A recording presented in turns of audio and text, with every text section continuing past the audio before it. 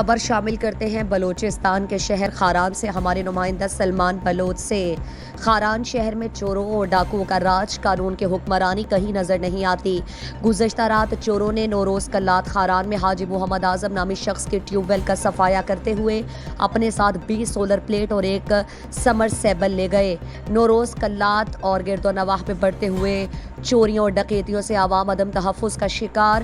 امن و امان کی بگڑتی ہوئی صورتحال نے لوگوں کا جینا دھوبھر کر دیا، اور اس کے علاوہ شہریوں نے ڈی آئی جی اور ایس ایس پی سے مطالبہ کیا کہ خاران کے شہریوں کو تحفظ فراہم کریں۔ عوام نے مطالبہ کیا ہے کہ چوریوں کی وارداتوں پر قابو پا کر شہریوں کی قیمتی اشیاء کو محفوظ بنایا جائے۔ مزید دلچسپ معلومات اور خبروں سے آگاہ ہونے کے لیے Gedrosia point Facebook page, Instagram, Twitter کو فالو اور یوٹیوب چینل کو سبسکرائب کریں۔